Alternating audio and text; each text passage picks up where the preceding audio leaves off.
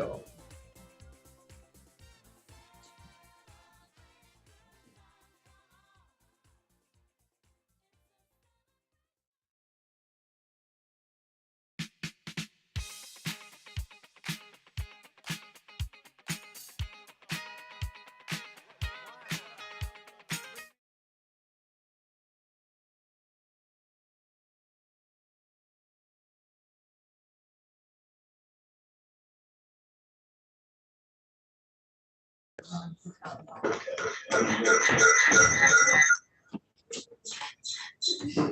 Right.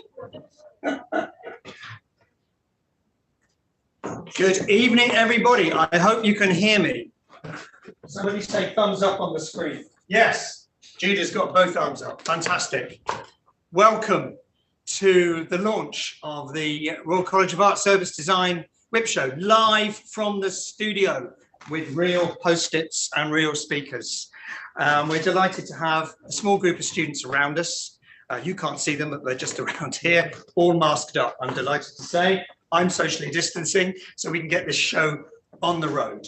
I'm really delighted to welcome our speakers. I'm going to give you a very brief introduction to the course to get you going, and then we'll hand over to our speakers, John Bird and Kat Drew.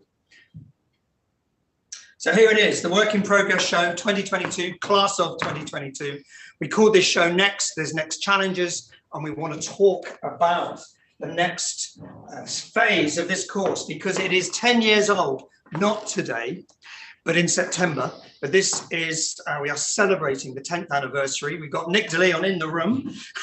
You have to come and wave here, Nick. There he is, there he is.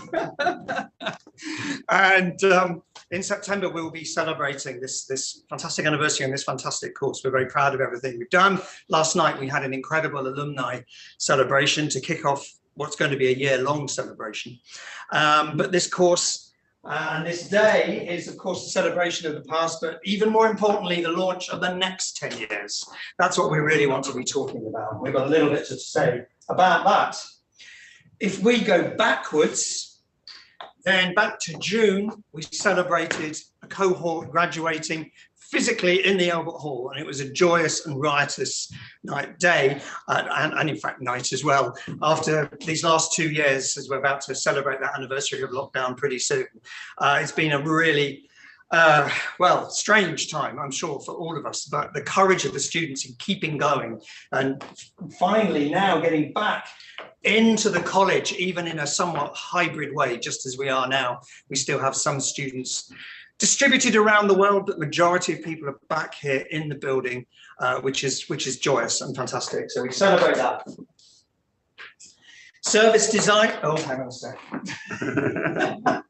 Just to remind you what service design is. We are human-centered. We're about people first. That's not just user-centered. That's everybody involved, the people who deliver services, the people who receive services, the people who are impacted by services. We care about all of them. We bring design methods, we visualize, we prototype, we experiment, we journey map, we look at it over time. That's what we bring. And we steal methods from everyone else. Behavioral science, agile and lean, it's all put into the melting pot of service design. The thing we change, the matter of service design, is systems. We have to change systems, operations, culture, how people do things in the past and help them do them better to be more impactful in a positive human way and increasingly a positive planetary way. And we'll talk a lot more about that in the course of tonight. And finally, how do you define design? A bias to action. We're not here just to imagine what that future would be. We are here to actually deliver it. And that's what every one of this cohort of 75 students who are exhibiting over this next week, virtually exhibiting on the RCA website and our own website. And during next week, a series of events, you'll be able to talk to them, come and see their work in detail. And we'll give you more information about that in a minute.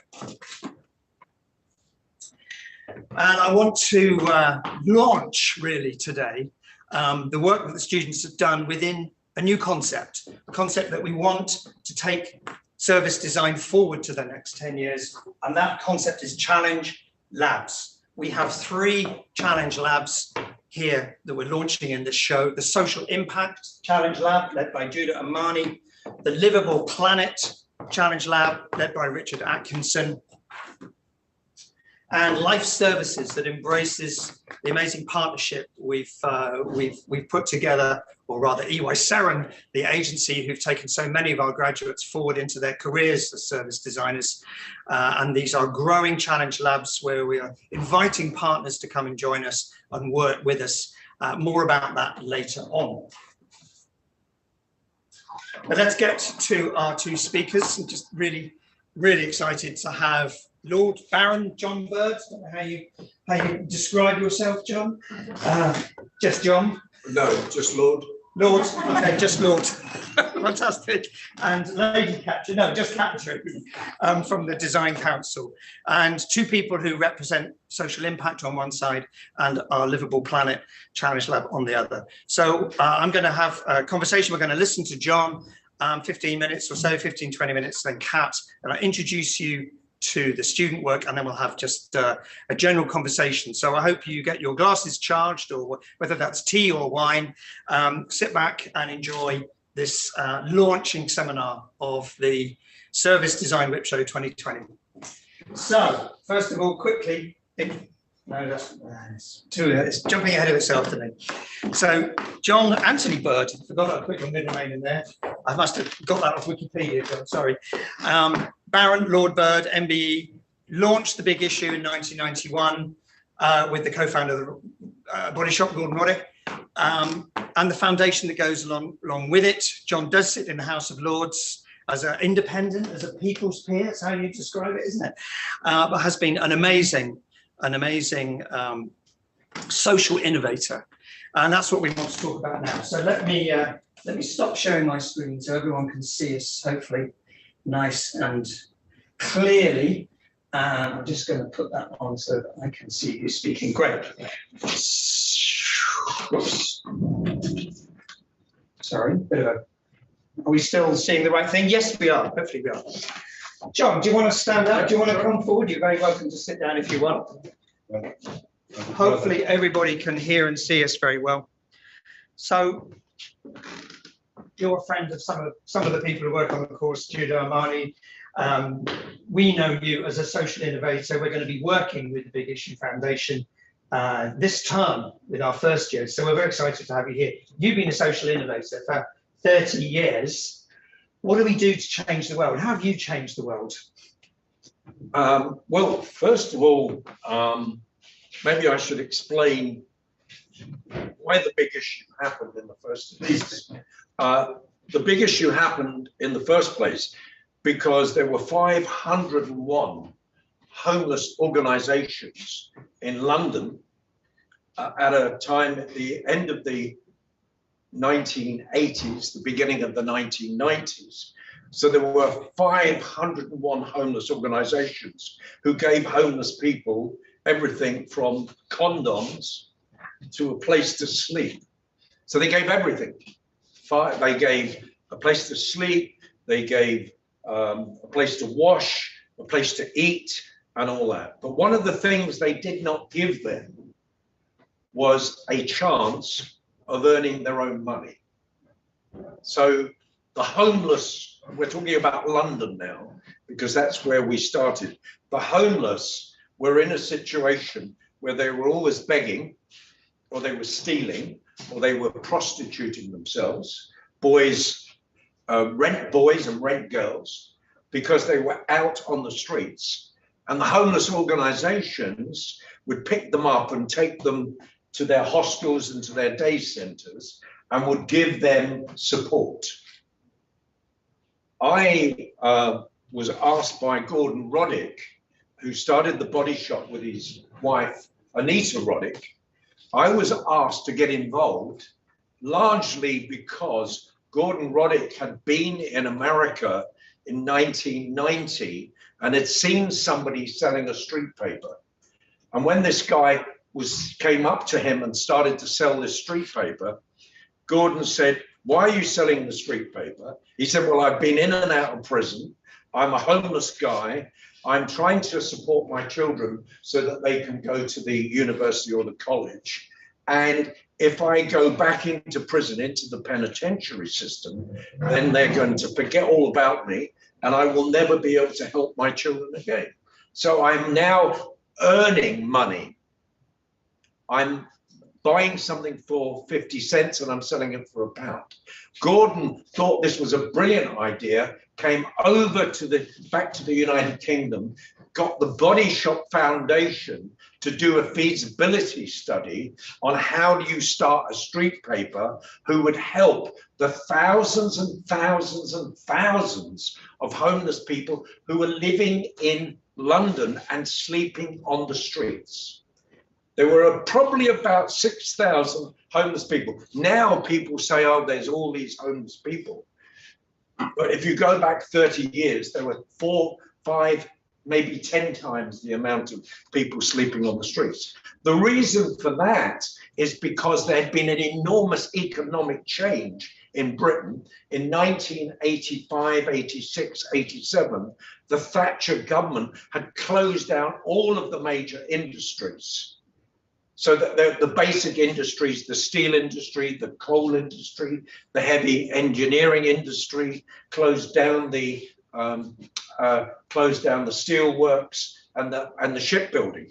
So there were over 1 million people suddenly who were on social security, and they had children who were also on social security, and many of those ended up on the streets. At the same time, the government of Margaret Thatcher closed down the mental institutions in 87. So what that led to was the fact that people like me were saying, if you close down the mental institutions and don't put any support in for those people who are in the mental institutions, you will fill up the hospitals, the A&E department, you will fill up the prisons, and you will fill up the streets. And ever since then, because we've closed down our Victorian mental institutions, which were not particularly nice places, but at least it kept the mentally ill off the streets, dying in front of us and doing things against other people. So you have this cocktail of cock-ups. You have this cocktail of problems, and it reached an exaggerated level about the late 80s, and suddenly you were having thousands of homeless people on the streets. Gordon Roddick of the Body Shop wanted to help, came back, got the feasibility study done. Every one of the homeless organizations said, what do you want to do? And they said, well, we want to give homeless people a chance of making their own money. And the homeless organizations, many of them having studied homelessness at the university and the other ologies, I don't know what ologies you need to study homelessness, been to the top universities, had been up through the wonderful charities. They all said, if you give homeless people the chance of making their own money, they will piss it up the wall or put it in their arm or smoke it. So why would you do that with people who have deep, deep problems? So Gordon Roddick could not get anybody to accept this role of starting a street paper in imitation of the paper that was in New York. Do you get that? You see what I mean?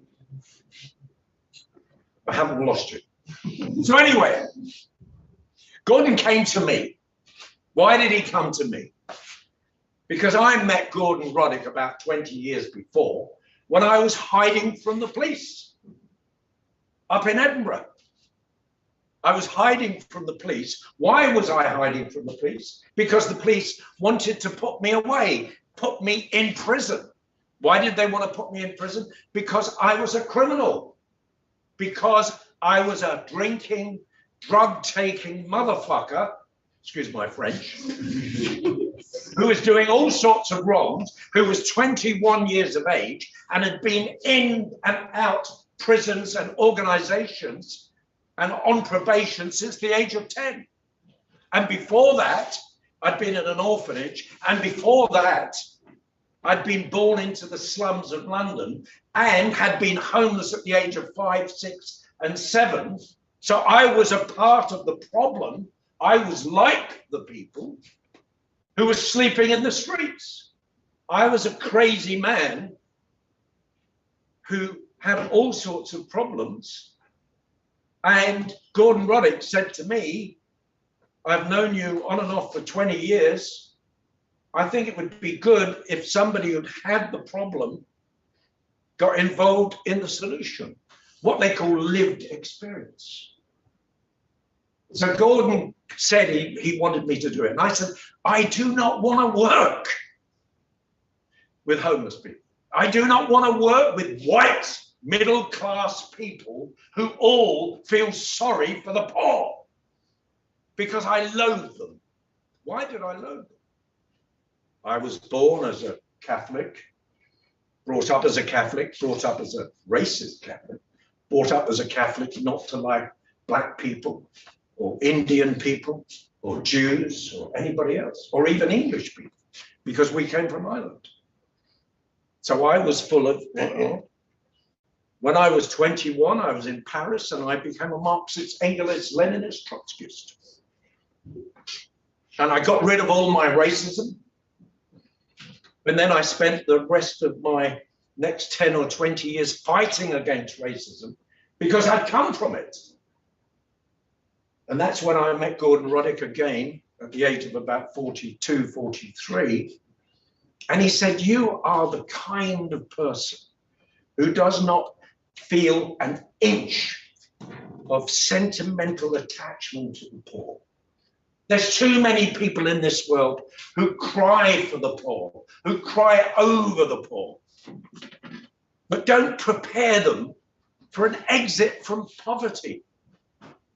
So what you do is you institutionalize people on the streets by giving them handouts. And you weep on them. And they're there, and they come back the next day, and the next day, and the next day, and the next day, and the next day, and the next day, and their lives are destroyed. So you have to redesign the system. I'm very interested that you're all designers, because I am in the middle at the moment of designing the way the government responds to poverty. I'm in the House of Lords, and I've got a bill going through called the Wellbeing of Future Generations. And what is it it's about? It's about stopping the government wasting 70% of our time in government and in Parliament on dealing with the problems of poverty, but never manifestly dismantling poverty and destroying the reasons why people begin in poverty and end up in the death of poverty. They don't do it. They are always applying band-aids or plasters. They are always applying short-term thinking. I look upon it as a Catholic Marxist because I put the two together. I look upon it as the problem of capitalism. Capitalism is shit at solving the problems of poverty. They're no good at it. Unfortunately, not many people are good at it. So if you look around the world, some people have a beautiful idea. Somebody else has a beautiful idea. But all these people are rushing off in different directions to have beautiful ideas, but they're not converging the energy to dismantle poverty. 10 years after I started the big, is this all right? Are we all right? Fantastic. Yeah. Can I go? Can I keep going? Keep going. Yeah. So anyway, I could tell you some jokes, but you probably don't do that. Just keep talking. I won't tell you any more jokes. 10 years after the launch of the big issue, where what we did was give the homeless the opportunity of making their own money, so that if they were doing that or that or that or whatever else you do with drugs, at least you weren't robbing an old lady to do it. You were earning the money, so the only person you hurt was yourself. And that is a process of decriminalizing the poor. Decriminalize them. Make them so that they say, well, what can I do now? You can't help somebody if they're chased by the police. Anyway, we started the big issue to do that. And I'm sorry to say, I'm a classist in some way, but I looked around at all the well-intentioned people and I thought they were all assholes. Excuse me, that's a very technical word. Because what they were doing was they were treating problems as a problem in itself. I have never, ever met a homeless person whose problem is they are homeless. Never met anybody whose problem as a homeless person was that they didn't have a home. What they had was other problems. Social problems, poverty problems, education problems, mental health problems, problems that come from being poor, born into a class system that makes sure that certain people only get poor education, so therefore they can only have poor jobs, and if they lose their poor jobs, they're given poor social security, which keeps them down and down, and then something happens towards them, and they fall into homelessness. So I'm not a believer in the responses that governments make. I do not know a government in the world that has not faced up to the real problem that 70% of our efforts in government and in opposition and in parliaments, 70% is spent on trying to sort out the problems caused by poverty. Poverty is the big social engineer of this world. It is the waster of the lives of people who are beautiful. I've never seen a child or a baby born in this world with a brick in its hand. I've never seen a baby with a gun or a knife.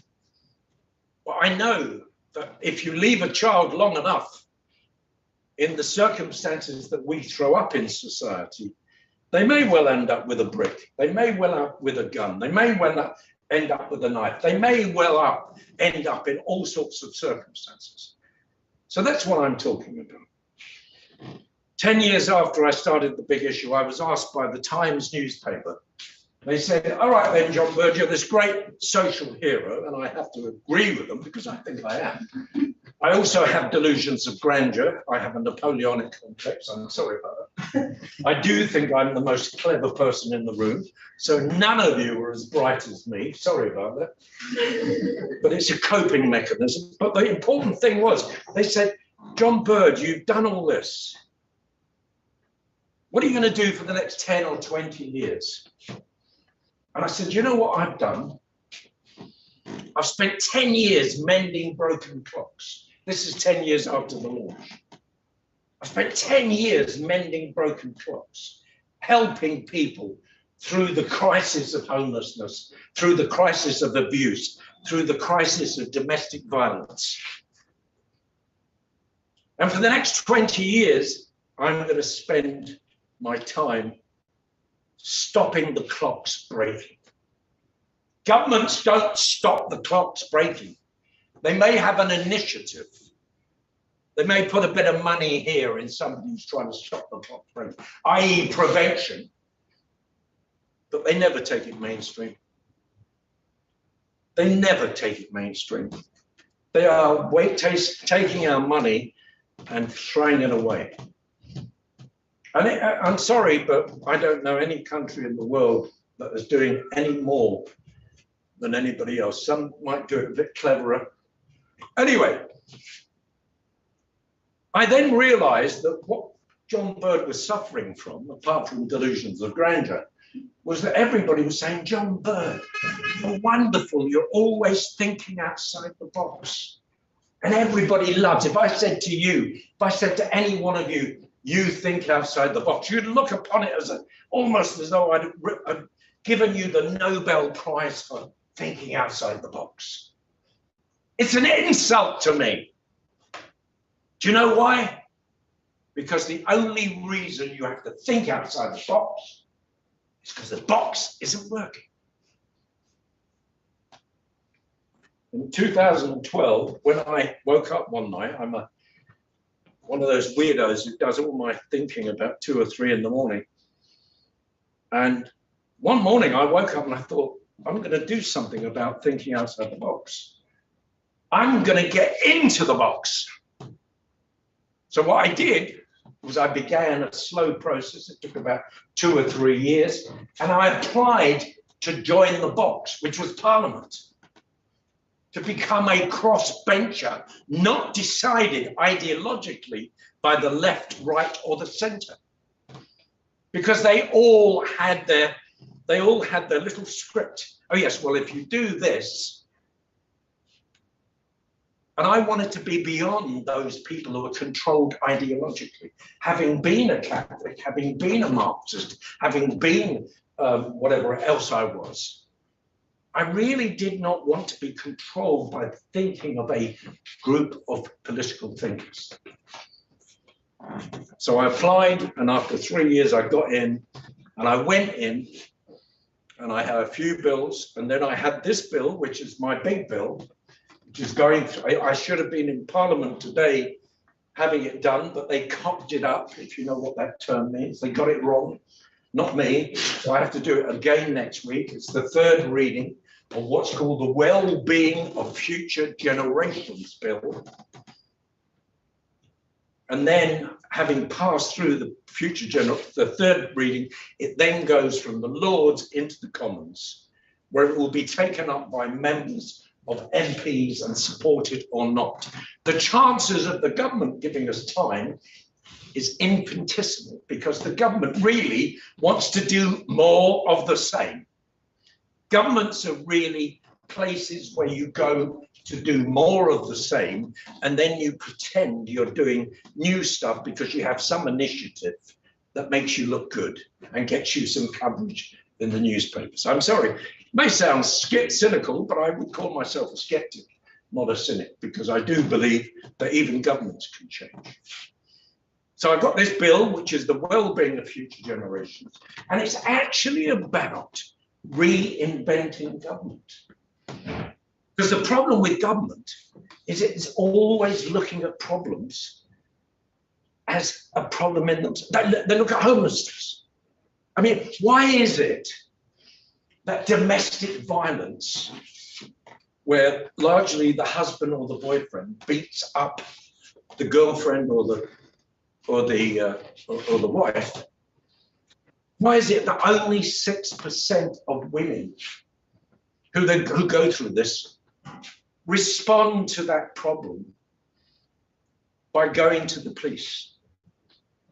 So 92%, 94% of women who suffer domestic violence don't go to the police. And yet, where is the government's policy on domestic violence? It's in the Department of Justice, i.e., it's in the Department of Justice with the police, when actually nobody goes to the police.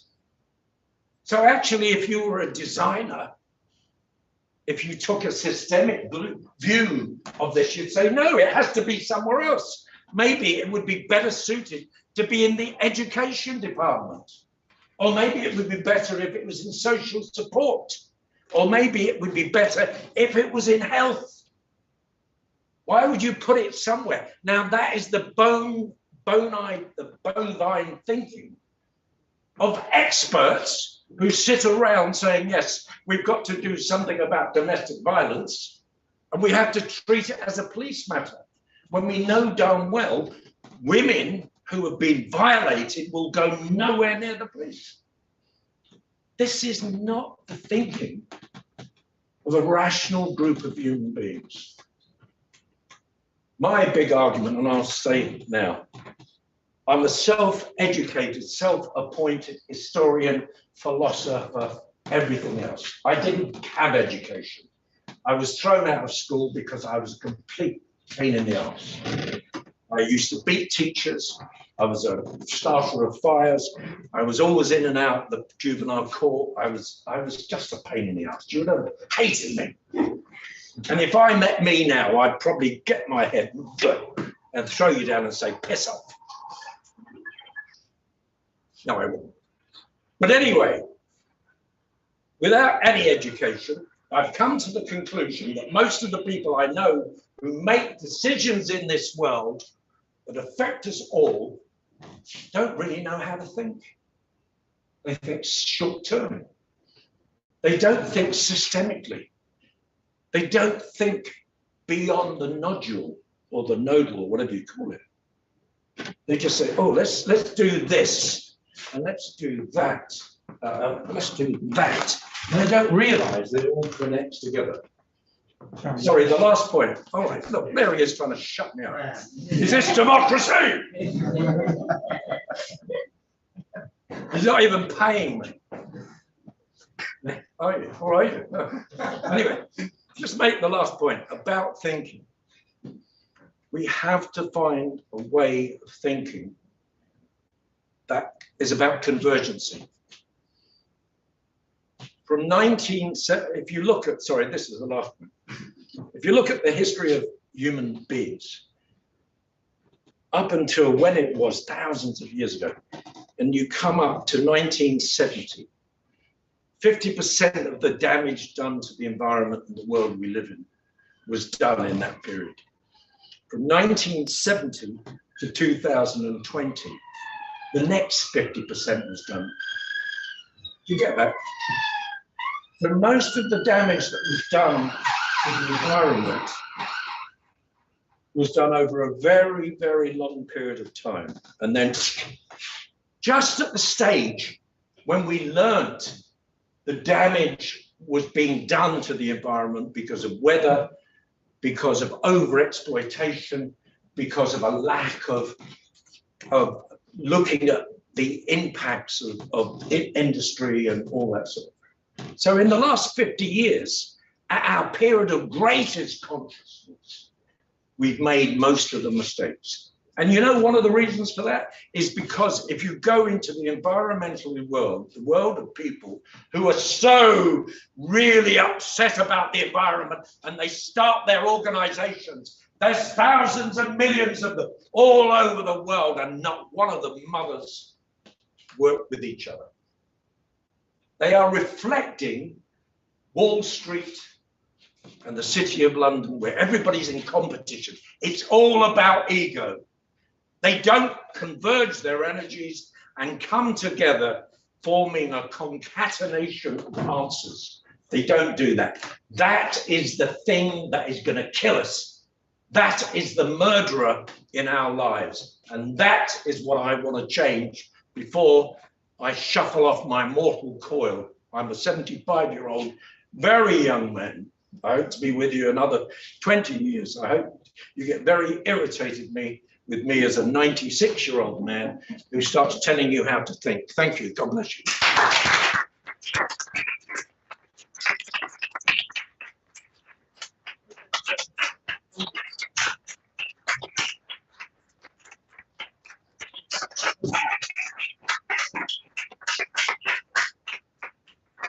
No, thank you. I'm really sorry I had to stop you. But you're sticking around. I am, yeah. You don't have to go to the Lords, which is great news. Please stick around. We're going to welcome Kat to say some words now about how we do plan to cooperate and collaborate on saving the planet. I think I'm certain that's what you're going to say, and that's very much what we believe. Kat, are you happy to do it from here? Yeah, I can stand up there. Whatever you like. Yeah, do you want to keep going on this? Yeah. So you'll see your slides up there when I share. So Stand in front of you. Oh, you do it. No problem. Before I start, I just wanted to say, I mean, I'm so pleased that you're here and we've met. So this is in the second.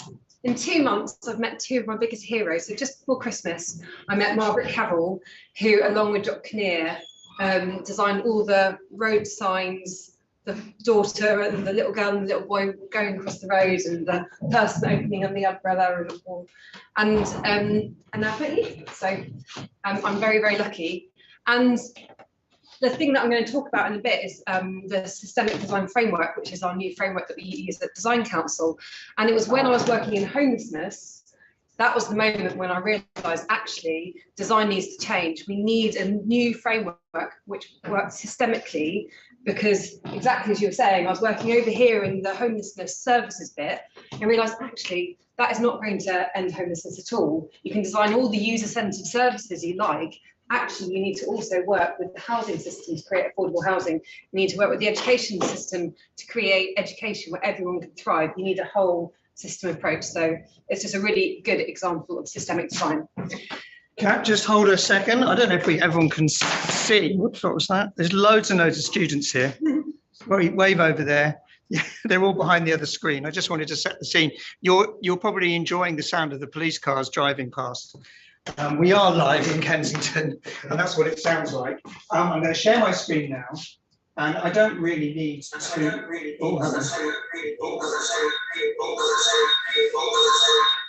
Sorry. So there's a Zoom thing going on there. Hopefully that's not happening anymore, and you can hear me loud and clear. Kat, can you see your screen well enough? You should see it up there. You're happy with that? I'm going to move over here, so don't want to move back. Oh no, I'm all right. Over there. Is that all right? In front of you. But it's lovely to have Kat here, Chief Design Officer at the Design Council, an inspiration to all of us actually in service design for quite a long time, co-founder of the Policy Lab, pioneering force. That was only what, 6-7 years ago, wasn't it? Something like that. Yeah, actually putting the stuff that we care about, the design thinking methods, the human centric, putting that into policy making inside government, exactly as Lord Bird has been encouraging us to do. And now the Chief Design Officer at the Design Council, an organisation I hold extremely dearly because I did that about 1 million years ago. But so welcome, Patrick.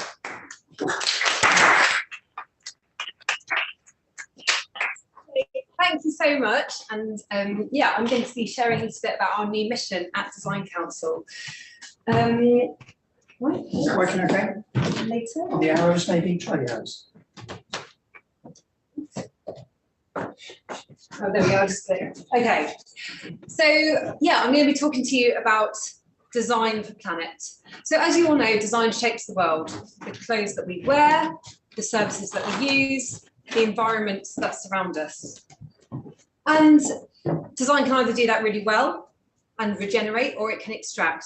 And to be quite honest with you, design over the last few years, over the last 100 years or so, has actually been not designing in the best way possible. It has arguably led us to some of the climate crisis that we're experiencing now. And I don't need to tell you all the stats, but you know, last year we had heat waves in Siberia, we've had flooding all over the world. We're experiencing flooding much more here in the UK, which is relatively new, but this has been going on in the global south for years and years. Kind of the stuff that designers in the West have been doing has had big global implications. And I put a picture of a moth there as well, because it was my cousin's degree show, also showing the huge impact it's not just obviously having on people we're experiencing, we're waking up to it now, but actually biodiversity and animals and moths are losing the ability to hear each other because the temperature rises means that they can't communicate with sonar. So the poor moths. Sorry, just making sure that I'm That's all right. seeing you on the screen. There you go. What's the next one? So, sorry, those have moved around a bit. So design really, really matters, and it matters because 80% of the environmental impact of products and services comes from the design stage, from the decisions that designers make. 45% of the emissions that we need to reduce will come from our household products.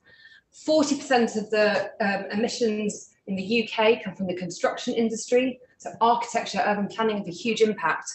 But 33% of cost-effective climate mitigation could come from nature-based services. Services produced not by humans here, but by the planet itself. So we are going to have to redesign almost every aspect of our lives. We're going to have to redesign government as well. That's what Bird's doing. Now, this is the first picture of the Design Council. In 1944, you can see a very undiverse set of people sitting around a table with ashtrays smoking away.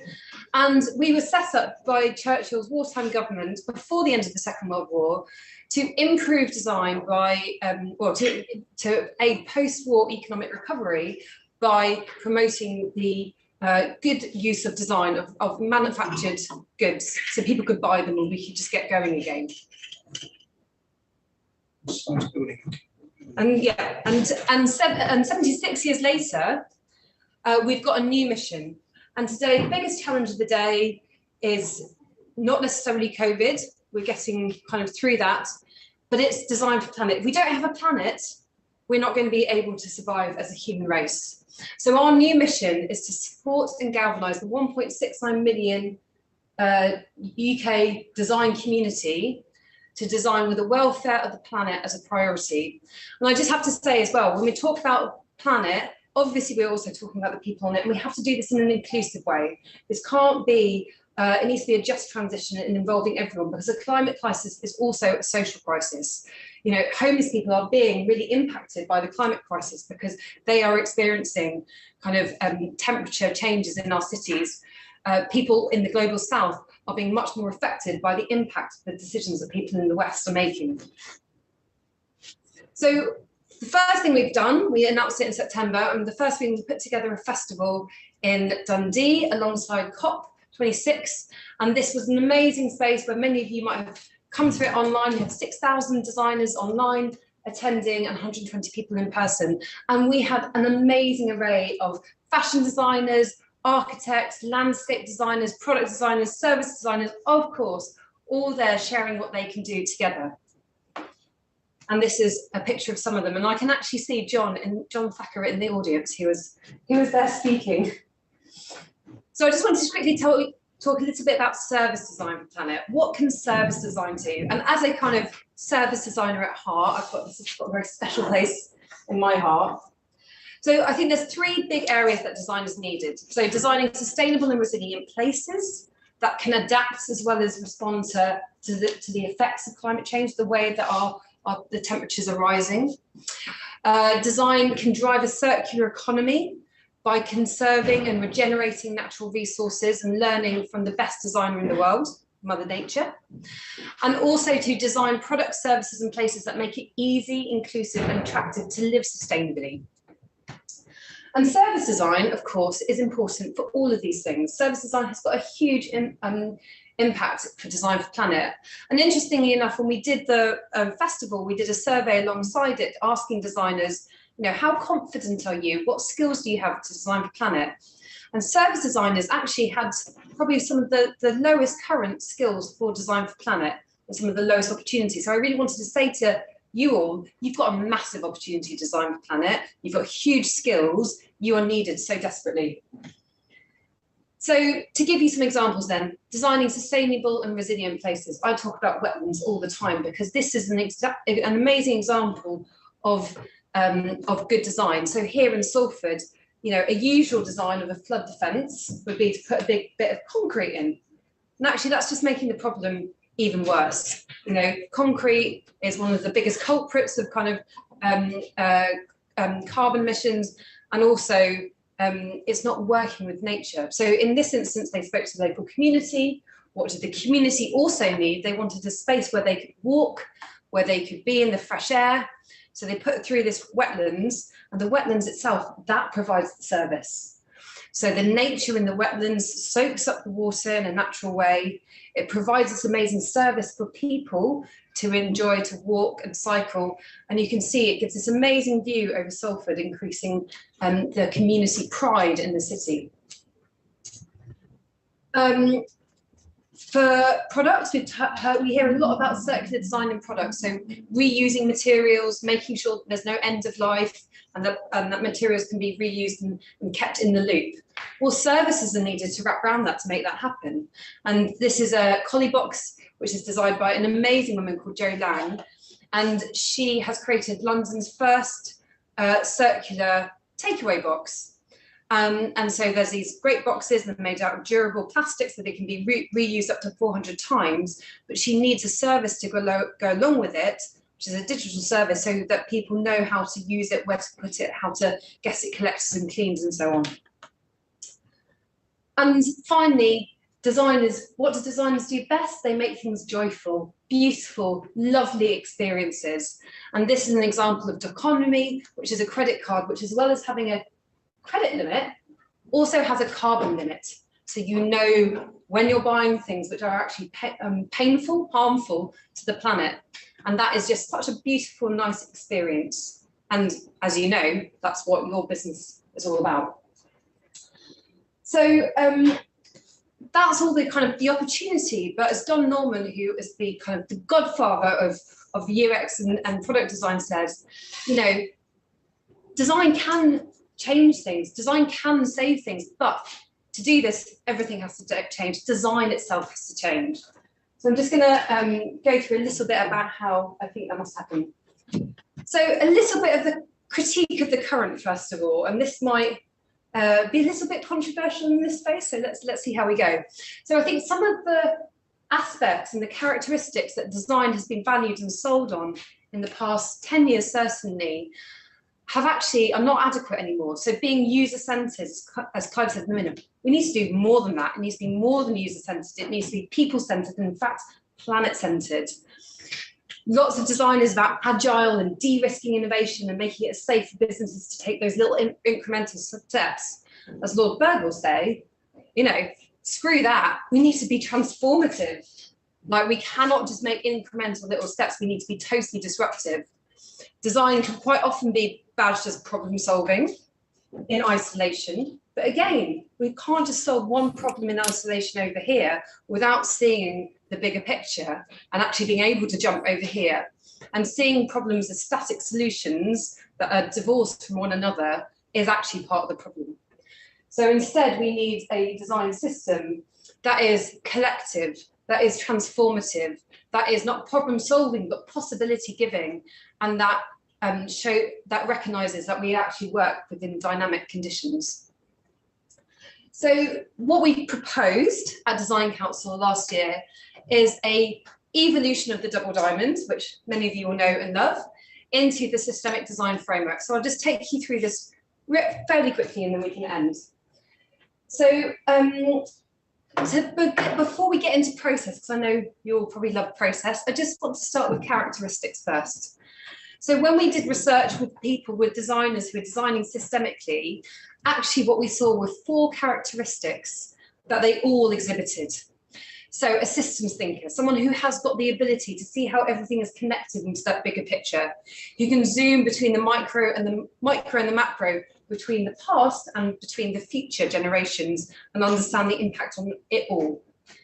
You need a leader and a storyteller who can paint a hopeful picture of what the future might be, who can persuade and get buy-in for actually what's going to be quite a rocky journey and being quite transformative. Some people are not going to like it. You need, of course, a designer and maker, because actually when you're working in complex systems, it can be so paralyzing, you know, the complexity of it all. How do you even start? Well, designers and makers are brilliant at making that first step, taking all of the technical ability and showing a way forward. And then finally, really importantly, a connector and convener. As Lord Bear was saying, we have to be powerful together. We cannot do this all in our individual silos. And someone who's got the amazing ability to build relationships between people, spot connections, fuse things together, that's really important. And so all of these characteristics are so crucial. Now, I'm not saying that all designers have to be all of those things, but you should think about who's in your team. We've got 6 principles, which are quite small, so I'm just going to go round one by one. So at the top, we've got people and planet centered. You know, what does it look like if planet is the client? What does it look like if planet sits on one of the seats in your co-design session? Inclusive and welcoming difference. Actually, and taking from a Western perspective, we've got lots and lots to learn from different cultures from around the world who've been living in harmony with nature for many, many years, and who are totally confused and bamboozled by the approach that us in the West have been taking. Zooming in and out, always looking at that bigger picture, collaborating and connecting, testing and not iterating, but growing ideas, putting them out in the open so that other people can take them and grow them further. And then finally, being circular and regenerative, always thinking about how you can reuse, see what's best in what's already there and grow that rather than starting from scratch each time. And then the process, because I know you love process. So you can see here at the end, we've got a circle, the double diamond still sits in the middle. For people who don't know, the double diamond is a process of diverging and converging thought processes before you jump to a solution, start with a bit of engagement and exploration. But you can see the thing that I put around the edge is all the invisible activity, which is actually so, so important and often gets lost out. We don't talk about it, it doesn't get commissioned, people don't pay for it, we don't have time to do it, it doesn't get done, the innovation never works. So to remind you then, we start with the double diamonds. The things that we put around it are things like connections and relationships, leadership and storytelling. But the stuff at the beginning, orientation and value setting, that's incredibly important. That's getting everyone on the same page of some quite different values, actually. You know, you might start with the values that Kate Rawer sets out in Donut Economics. You might set out with a series of values which are about flipping the paradigm. So it's not about giving money out to homeless people, but actually supporting people to earn their own income. And then finally, continuing the journey, because a project doesn't neatly just finish at the end of the double diamond. Sorry, got to tell you. Actually, if you're designing systemically, this is a life's journey, and you need to connect that project into the next project, to the next project, and to other people's work as well. Got some other little diagrams, but zooming in and out, we've got a nice lens to show you that. Disrupting and remaking, this is critical, and I'm now talking back in social land, but you know, the big issue is a really good example of an intervention that actually was able to disrupt a paradigm, a way of thinking, which was giving people small bits of money and actually shifting that and changing that paradigm. And then finally, this is part of a longer continuous journey. So always see the thing that you're doing actually as just one small element which needs to connect up with lots and lots of other things that are happening around the world. And imagine how powerful that could be if you could stitch and weave them all together. I think I'm going to stop. Yeah, I will stop. I will stop actually just with one final quote from Kate Rayworth, who, when we were speaking to, when we were setting this whole thing up, she said, Minnie and Kat, this is exactly what you should be doing. She said, if you're not designing for planet, what planet are you on? Thank Stop sharing for 1 second because I just need to set up my next slides. But I think you'd be surprised with how on that page we are. I mean, it's absolutely true that the double diamond has been a useful tool for us. But I think one of the great things we've really realized we have to change is the tools and methods are just the foundation of what we do on this course. And sorry, I realized I've got to change one slide and I've just got to do it now. So now, and then actually it's very much our characteristics, our behavior, our approach at the start. I think everything you captured so brilliantly. It's been great to see all the chat. Thank you for that. I'm afraid we will have some conversation very soon, but that will be with the students and the speakers. I think our students have put some links into Design for Planet, so I hope everybody has got that. Right, I'm going to share my screen again, and I'm going to respond just for a few minutes, if that's okay, with the work of the students, because that's also why we're here. Sorry, occupational hazard of Zoom, because we are here to launch this amazing show, the work of the students. We have 75 students. They've been working in teams of about 4 or 5 on these challenge labs to try and show how design can create, imagine, and deliver, absolutely, and deliver some better solutions to the world. I mentioned at the start, we have these 3 challenge labs, and these are about focusing on the challenges of our time, because we believe that the principles we use in designing services are valuable in creating actionable, impactful, and inclusive solutions to global challenges. And why do we say that? Because we see the world doesn't work very well. We see that track and trace wastes 36, might be more than that, billion pounds not working.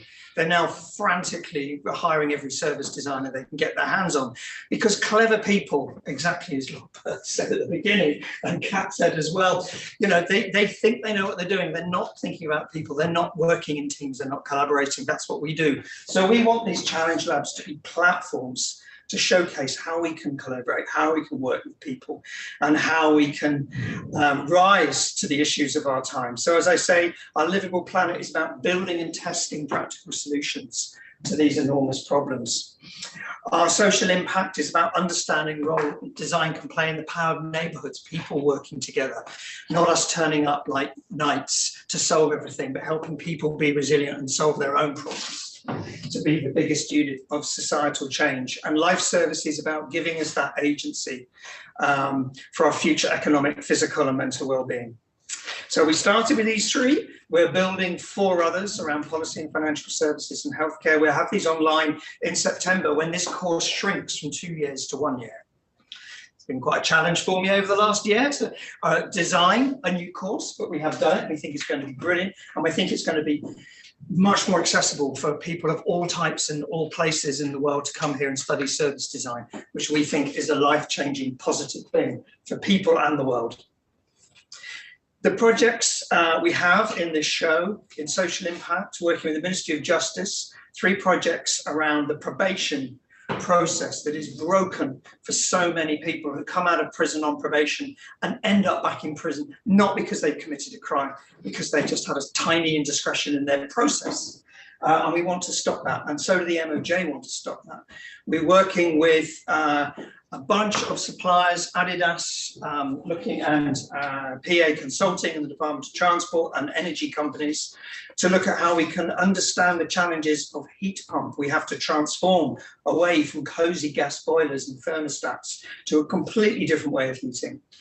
We have to understand how we can take the UK on a transition from fossil fuel to electric vehicles.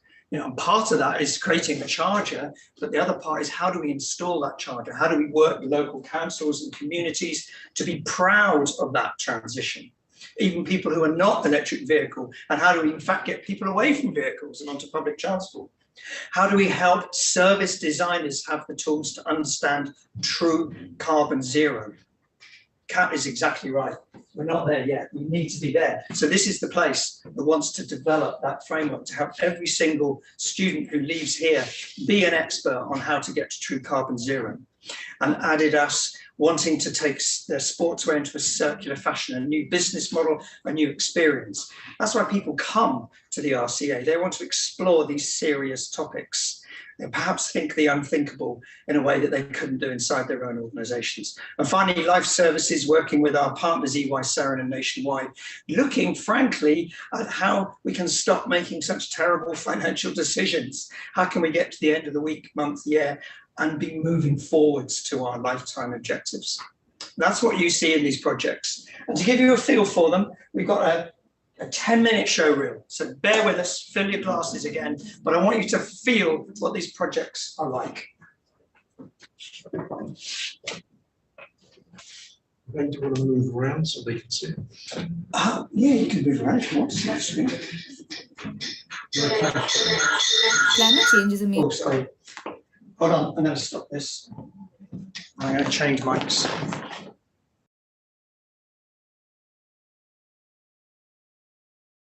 Apologies, everyone. I realised I need to change mics. Hopefully this will now work. Climate change is a major issue, demanding immediate measures to take concrete action. We worked with Adidas on their goal to achieve a circular experience by 2025 with their 3-loop strategy that emphasizes on using recyclable material, ensuring they're circular, and where not, can be returned to nature with minimal harm. We asked, what does it mean to be truly sustainable? Research indicates that optimally using what is already manufactured is the most sustainable, limiting creation of waste, loss of material, and energy consumed to remanufacture. This is Adidas React, a service that provides concrete and actionable methods to extend product lifecycle. It redefines the meaning of sustainability in the sports industry, making it visible, doable, accessible, and inclusive. Repair supplies tools and equipment for cleaning, polishing, and mending for items you want to keep. Relive provides resources and accessories like cutoffs, buttons, and paint to customize the product's appearance. Reclaim, a facility to return items you no longer want. And finally, Reshare, to buy secondhand or borrow items you don't own. These interconnected sub-services optimize product lifecycle within Adidas's existing ecosystem. Here we are, leveraging the brand's influence to bring communities together, shifting mindset towards consumption, creating memorable experiences, and prolonging the life of your product and the world. Let's react together with Adidas. It's 6 a.m. Wilfred woke up and realized. Holy mackerel. It's our anniversary day. I need to get a gift for my wife. A notification came into his phone. Your car has only 18% of battery left. Do you want to charge your car at one of these spots? Wilfred opened the Waze app and contemplated. How about also finding a flower shop on the way? Then I can collect some flowers. Sure. Let me see. Oh, this charge point will be available for you at 12 p.m. And there is the flowery flower shop nearby. Do you want to book it? Yes, please. The charge will take 2 hours. Do you want to discover some more facilities and events nearby that you may be interested in? Wilfred checked the list and found a nice cafe with good Wi-Fi. Then he saw an interesting ad about a local zero-carbon event. Oh, wait, hang on. This Nature's Way mindfulness workshop looks interesting. Maybe I can take my wife there. He checked the event in detail and decided to book 2 places via the meetup link. At 11:30 a.m., he left the house. He arrived at the charge point just before noon, parked his car and plugged in the iconic charger. He headed to the flower shop, picked up a nice bunch. Then he walked to the cafe and spent some time there working and having lunch. Wilfred received another notification at 5:02. Your car has been charged to 80%. It's time to move. He went to unplug the charger and got on with his life. At 5 p.m., Wilfred picked up his wife and gave her the flowers. Honey, I have another surprise for you. They arrived at the Nature Way workshop and spent a wonderful time together. Thank you, Waze, you're a lifesaver. T-Mode, the magic behind Waze for EV drivers, a real-time mobility platform powered by human-centered data.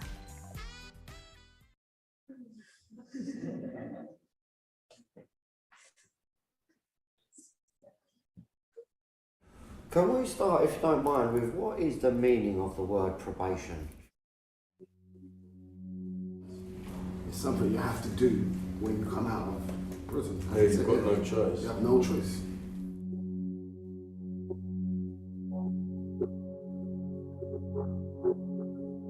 My perception of probation was they're there to help you. But then as you go through the sentence, hear things, and then actually deal with them yourself, you realise they ain't doing shit. They just want you to turn up, they can tick their boxes. He was the he behaved, he ain't messed about with the feds. Yeah. Send him on his way. I travelled 40 minutes to go and sit down for 10 minutes and then travel 40 minutes back.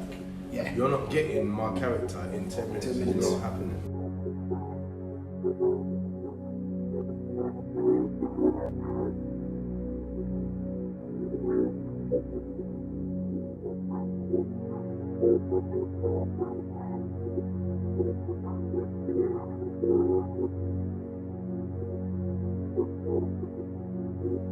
The problem is trying to speak to our guys in prison. The training I had in week 10, I should have had at week 1 to prepare me to actually sit with a person on probation. By the nature of their experience of life so far, people in authority or perceived authority are not to be trusted, and we kind of have to earn their trust and respect.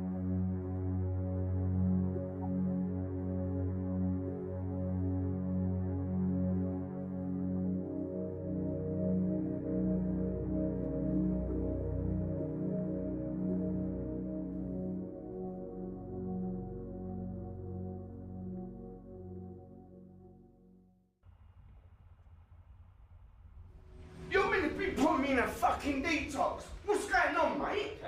You're doing nothing. Where's my detox?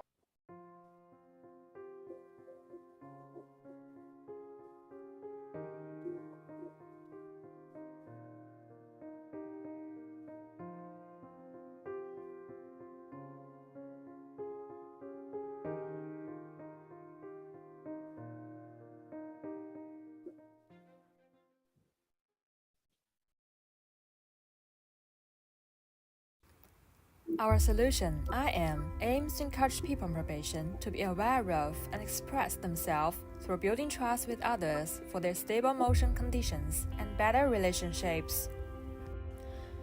It includes 4 parts. Self-awareness allows people on probation to reflect on themselves and emotions by using different approach rather than simple Q&A. Trust building. Hope and promise these will build trust between people on probation and the probation system. Self-expression, a chance for people on probation to talk about themselves in a creative way instead of formal appointments. And the final part, progress reflection, which could wrap up the journey in a positive way.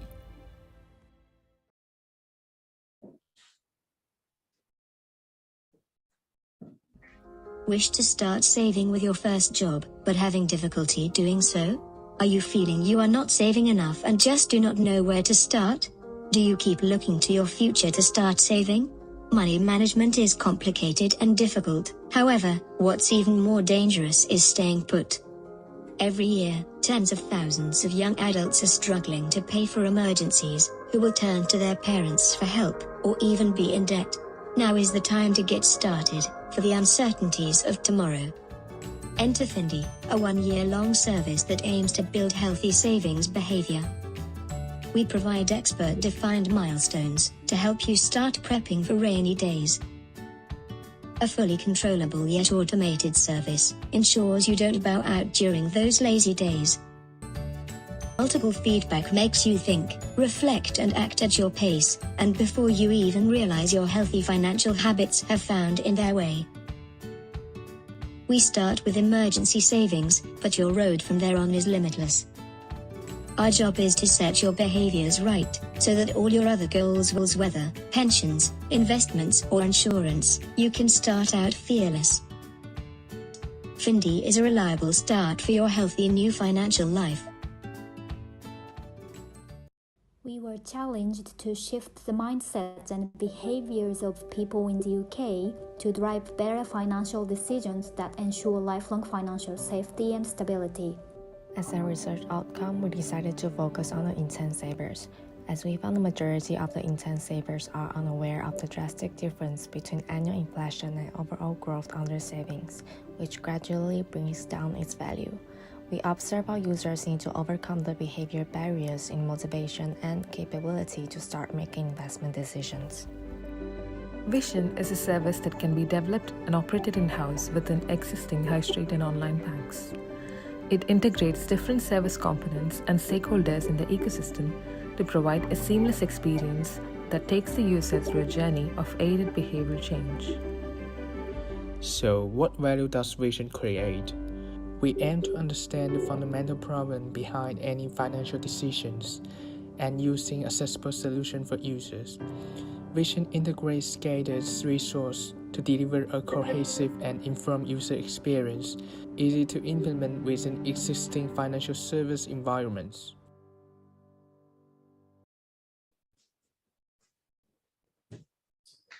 Great.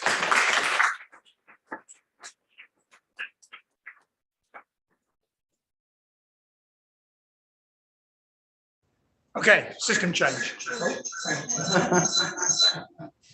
System change and the usual feedback. Great, well, thank you. Thank you for watching that little sort of show reel. It gives you a highlight of the, I think, 16 projects that we'll be showcasing next week. And I'll give you more details on that very soon. But I'm going to stop sharing for one sec. And I'd like to invite, actually, Albert and Kat to give us some opinions on the small amount of work you've just seen, or you've heard about what we're trying to do here on this course, or just carry on talking. I don't really mind. But for the next 10, 15 minutes, it'd be great to have some conversations. And if any students here have a question, is anyone feeling brave and want to jump in? Well, I'll tell you what, we'll ask them first just for some initial kind of comments on the kind of work we're seeing on that film and what you think we should be doing in life. Kat, do you want to go first? Yeah, so it's great to see all the students' work, and just well done for everyone's behind. Even those are just little snapshots, but I know that behind them is so much work and user research and conversations about what it is, and they've probably the ideas have pivoted about a million times. So well done, everyone, for getting something so succinct together. I think the one that struck, the ones that really struck out for me, or the one that really stuck out for me, were the couple with the probation service. And the reason for that, I think, is because the user research was so visible. You know, it's really, really powerful, and it transports you into other people's worlds just so immediately. So I think it's a really powerful way of kind of, bringing that to life to get people in the room. I think the first one, the conversation, focusing on an undervalued bits of what probation officers need to do. And I also just really liked also the way that, that was listening to people who are working in the probation service as well as people who are on probation. And I think understanding both sides of the system. I mean, as I say, I've done lots of work with homelessness services, and actually, when you speak to people who are in the local council trying to give them services, they all want to do the best thing. They don't want to sit behind a glass screen and just be, it's the system itself that's preventing that. So really understanding their motivations as well is really, really important. So thank you. That's really, really helpful. John, I like I don't come from this background, so the use of graphics to tell stories. I love the fact that Kat talks about the importance of storytellers, and I think this was very interesting in the way that the story was told. I was impressed with the idea around probation and the fact that one of the things that are left behind are around discussions and chats. I was on probation from the age of 10 to the age of 21. So I know something about it. Some of the probation officers I had were brilliant, absolutely brilliant. And some of them were crap because they just ticked the box. And the ones that were really brilliant were the ones that tried to find out why I was running away from home, why I was being excluded from school. But that was interesting. I particularly like the idea of which one of your students threw up, was the idea of being in control of your spending.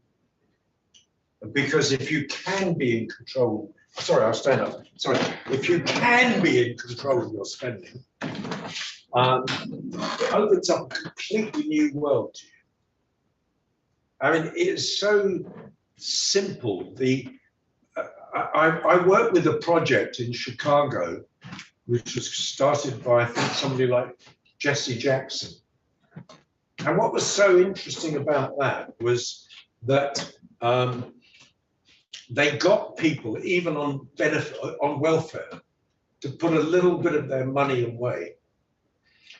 And it raised their expectations of themselves. And it was largely grandmothers who were putting maybe $5 a month aside for the education, even though it didn't really lead to their education, of their children or their grandchildren. And it was so interesting about these, you know, senses that you could influence the outcome of your life. I found that really, and I love the part of your winning control of your finance. I have to say, I've never won control of my finances. So I've always been spending more than I've got. Fortunately, I got married again for the third time 18 years ago, and my wife now controls the finances.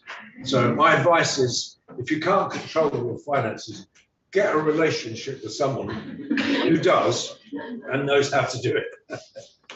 Actually, I might pick up on that point, actually, just a couple of extra reflections. So first of all, on relationships, I mean, the one thing that I would say is that actually it's the relationships that are so important in all of the different kind of aspects of it. So the one sort of thing I always see when I see an app is what's the kind of what's the human relationship that app enables. So it's not just a kind of purely digital interface. And the other bit is the links actually potentially between brief 1 and the Adidas brief, and about reusing and remaking clothes, and brief 3, managing your finances.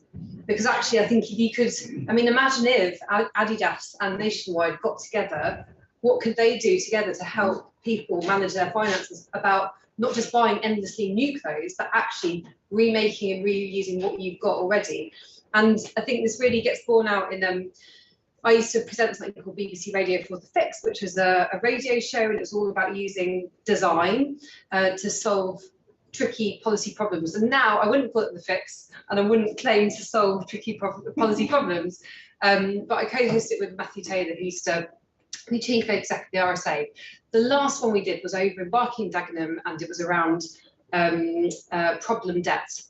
And actually, when one of the kind of ideas that came up was a combination of circular economy and debt. So lots of people in the reason lots of people in Barking Dagenham got into debt is because they were going to these very unscrupulous kind of, it was Bright House, I think, yeah. Where they sold washing machines and all these white goods for extortionate amounts of money, and you had to pay it back.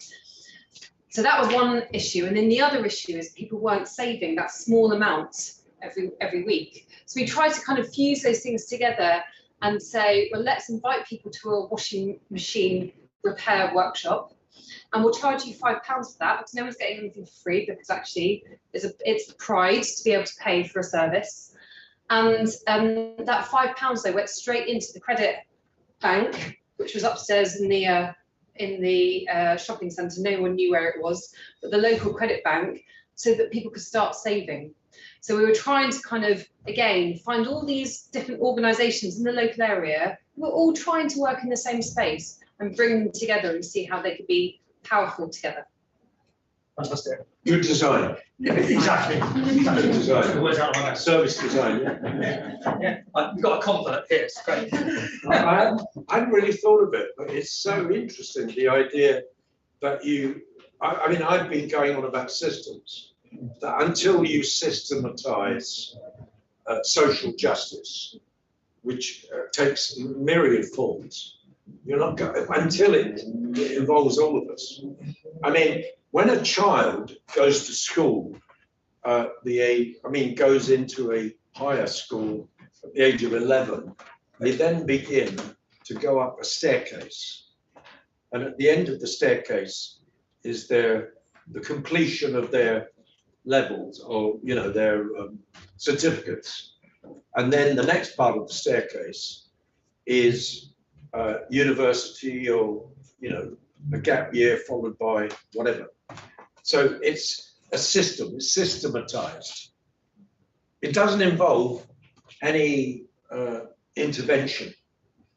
So if you imagine it as a staircase, and the staircase leads from one stage to another predictably, and most of the students or pupils are going up there like that, and then they get to the top. But the staircase doesn't have a railing. It doesn't have so what happens is some people almost fall off.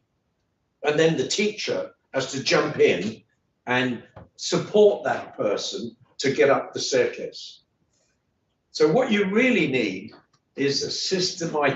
You need to offer the same system to the people who are almost falling off. And because most people manage to get from one to the other and get up there, that's brilliant, because their parents have made an investment in terms of time and application and interest. But the people whose parents are not, because they're chaotic or in poverty, they're going to be the people on the edge of the staircase who could fall off. So I'm really pleased that we're bringing in service design, because to me, we have to design a system that is there for the predictable rise and the person who may fall off. Thank you very much. I always say design is not an option. Somebody's designing the system, just they weren't thinking about it at the time. I don't want to keep people away from their dinners Friday nights too long, but if we've got a couple of questions from you people here, please jump in. Anyone feel brave to have a question from our panel here? No? I always give £50 to the first person who asks the question. That's incentive. Sorry, not £50, but a photocopy. You should sign. You're brave enough to know my question? Sorry. Otherwise, we'll just go on to me talking again. But unless anyone's got a question, that's fantastic. All right. Right. Now you've got a question. Come in, Serene, come in. Thank you. Well done. Thanks so much for your sharings. My question is, for two of you each, what are two of the most pressing challenges that you feel like we have to solve right now? So, both of you. Thank you.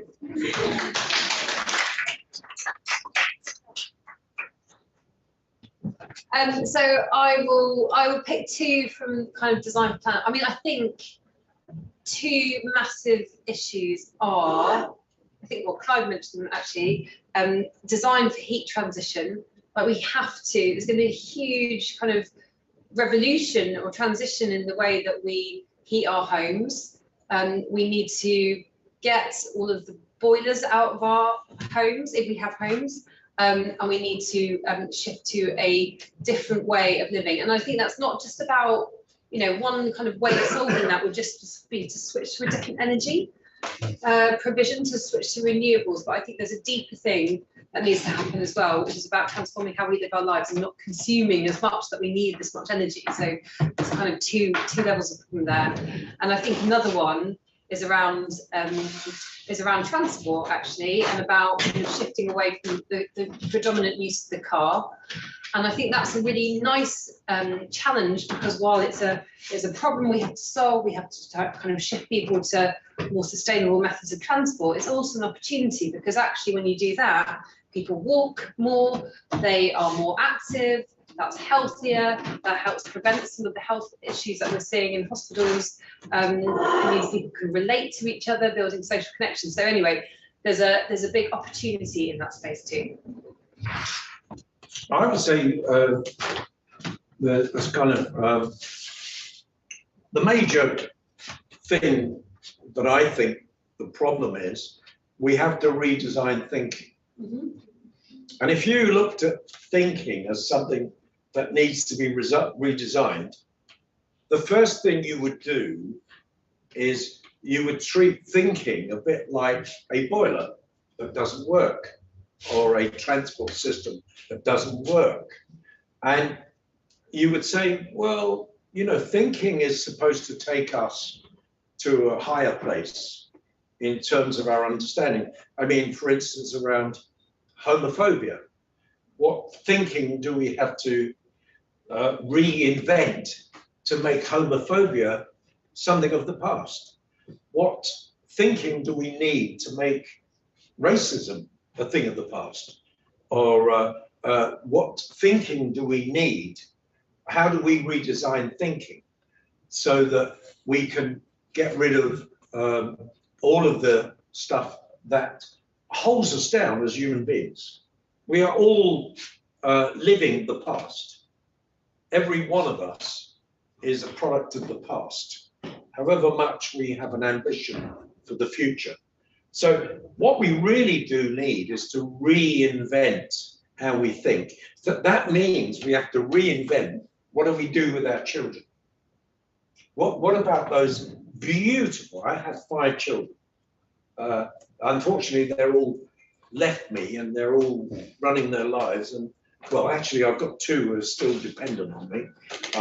So whenever I see my child, they put their hand up. But the point is, they are no longer that beautiful potential. So a baby comes out, enormous potential, beautiful, gorgeous, a pain in the ass because you've got to keep feeding them and all that and looking after them. What do we need to do at those early stages to redesign their thinking? Not to ideologically or, you know, brainwash them, but how do we design out those things that make people selfish and small-minded and only interested in themselves? How do we do that? And to me, the biggest challenge in the world is the design of thinking. And that means the design of thinking about government, which I've been talking about, which is how do you get the government to realize that they are creating many of the problems because they take this vast amount of money and they spend it badly. They spend it in the stopgap, the small, which I told you about. So to me, if your school, college, course, or what you're doing could help me redesign thinking, I would say, God bless you, because it's exactly what we need. I want to get rid of racism, homophobia. I want to get all of the things that held me back as a human being when I came into this world.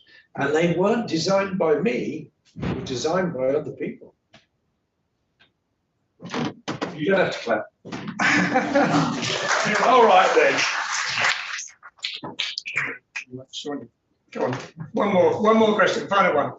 I have a question for Kat, and as well as John, if you want to answer. So one of the things that we face is we always get briefs that sort of impose a sort of worldview, is that this is what the world should be like. And how do we get around this without being patronizing or without having a hubris? How can we sort of have the possibility of change, but not impose our own ideas on people that this is what I want? Yeah, that's a really good question. And it is kind of that, how do you open up the brief so that you can completely disrupt and bring in alternative ways of knowing, viewpoints about the world? And I think when you've got a client, you have to be quite tactical about that, I think. And so often when you work with systemically, you almost work on two twin tracks. You have to do something, often short term, to build trust with the person that you're working with. They've got to see that, yes, this is someone who can deliver something for me. Once you've built their trust, then you'll have permission to ask those bigger questions. I don't think you can always go in immediately with that. It is a long-term game. But the other thing, I mean, how do you get people to see things from a different worldview? Well, invite those different worldviews into the room and let people listen to it. When I was in government, we were doing a project around the future of rail, and the government wanted to, no, I was a civil servant, so I got lots of empathy for civil servants, but the way that they were creating the rail strategy was based on the survey that they put out. And the survey asked questions from a certain mindset. So it asked questions about punctuality, cost and convenience, because that's what the civil servants thought from their worldview were the most important thing. And these are civil servants that commuted every day, they knew their journey, they knew how to get there, they were train passengers. What we did at Policy Lab was we went and took train journeys with different people. We took train journeys with people who had very, very little money, who actually just needed to avoid the fares to get anywhere. We took train journeys with someone who was visually impaired, with a mum who had a baby in a pram. We took train journeys actually with people. We didn't take train journeys because they refused to go on the train because they were too scared, women who just didn't want to be on the platform late at night. And we filmed those journeys. And then we played them back to the minister and to the civil servants in the room. And there was one moment in the room where people went, oh, because they saw a woman trying to get with her pram onto the train, onto the platform, but the train guard held her back and said, this train is about to go, you're going to make it late, wait for the next one. And that moment, and I know civil servants always like to do evidence-based policy, and that is evidence, but we changed the rail strategy from one which is around convenience, cost, and punctuality to a panic-free journey for all. And that was through bringing other people's worldviews and experiences into the room. So that's what I would encourage you to do. I didn't really understand the question. No, I think, one was like, how do we sort of, a lot of times we have a worldview as designers or even people, but we don't want to impose that on others. So how do we sort of navigate around that? And how do we not, like, as you said, there's a lot of clever people who think they're clever, but they don't know actually what's going on. How do we prevent that for ourselves? That we become the clever people who actually don't know what's going on and we just impose our own ideas. I think there's a problem around cleverness. I do believe that the world has been run into a very dangerous place by clever people. When when Barack Obama, when Barack Obama became the president of America, what was so interesting about it for somebody like me who really relished the idea of this guy, I was crying. I wasn't the only person crying on the night in 2006 or whenever he won. There were many, many people crying because we could see the oppression that people of color had suffered in America. And it was brilliant. But then within a matter of days, I was thoroughly disappointed because I realized that every one of his departments, from the State Department to the Foreign Department, was chock-a-block full of Ivy League people. And that he was Ivy League, his wife was Ivy League, even though they came from poverty, they made their way into Ivy League, Ivy League universities. So they fill their departments, whether it's transport or poverty or anything, with these Ivy League people, this esoteric class of people. And many, many of the problems that were thrown up by the Barack Obama regime, things, were the result of having clever people. And to me, it's about time we left the world to very stupid people, because they probably won't do as bad as the very clever people who have got us post-industrial revolution, the wonderful things that they invent, all the stuff that they've invented. The point that you were making earlier about the people in Silicon Valley who are so bloody clever. And where have they got us? They got us into a world where our children are mentally ill, are dependent on gadgets, dependent on purchases. They define themselves by what they bought. And we are creating zombies. We are creating people who are consumers before they're Democrats. They're consumers before they are socialists or communists or whatever. We are, and that has been done by incredibly clever people. So when I meet clever people, I always try to cross the street and walk with the very dumb and stupid like me.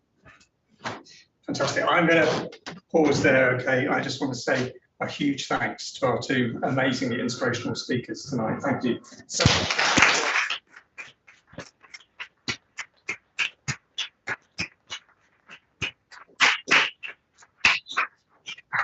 Thank you so much. Stick around for a bit. I've got some more wine in the bottle, I think. I'm going to share my screen just to wind up our fantastic performances tonight.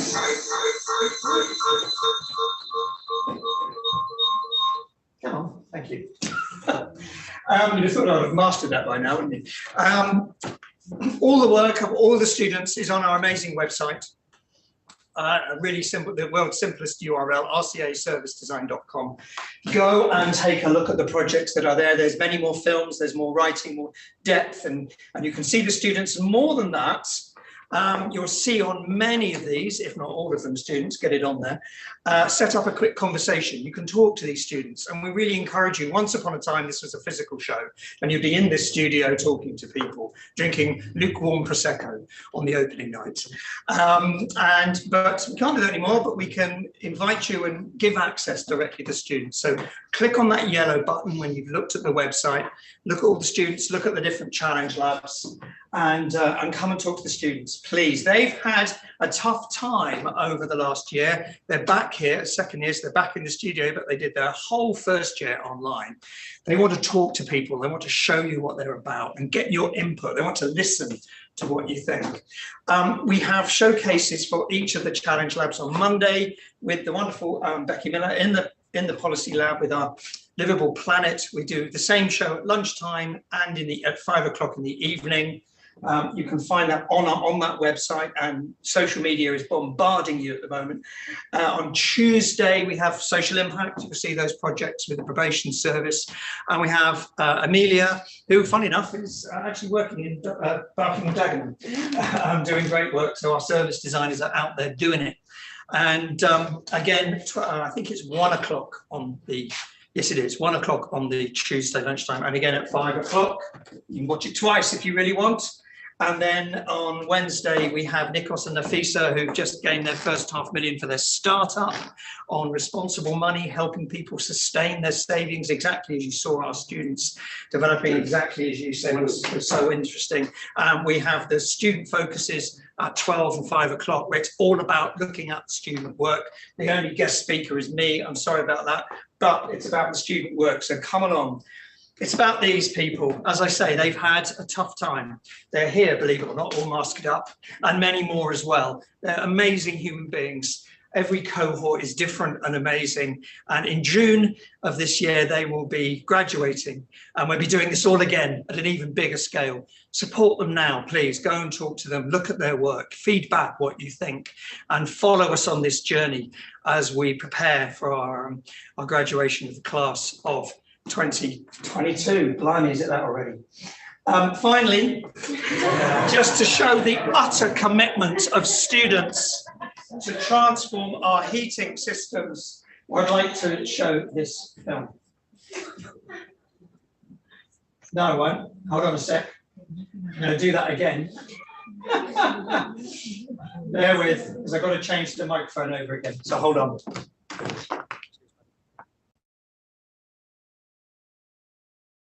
We can make this work. Okay, let's try this. WiP has teamed up with RCA Service Design to look at how we heat our homes in the UK. The British government want us all to change our boilers for new green electric heat pumps. But there's a problem. British homes lose energy 3 times faster than the German and Swedish homes used to demonstrate the heat pump as a success. On top of that, most of us are not even aware of how much energy we lose in the winter through those drafty doors and leaky windows. So we've developed a service that will let you see where you're getting the chills. Bulb customers can access thermal cameras that plug into your smartphone with guides and products to help reduce energy waste, saving money and the planet.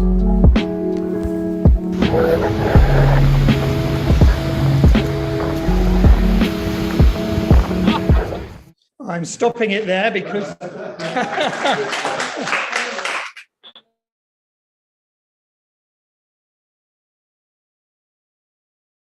great. Okay, hopefully I got that right this time.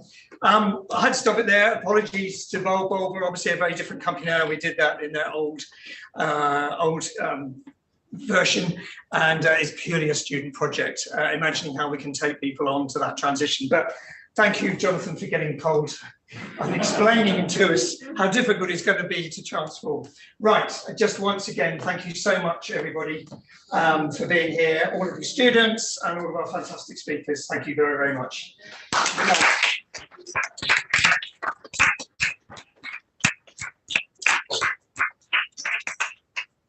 Great. And don't you find it hilarious that this room is called Unlicensed Room? It's really the studio of the Royal College of Art on the second floor. Thanks a lot. Sorry? I've heard of various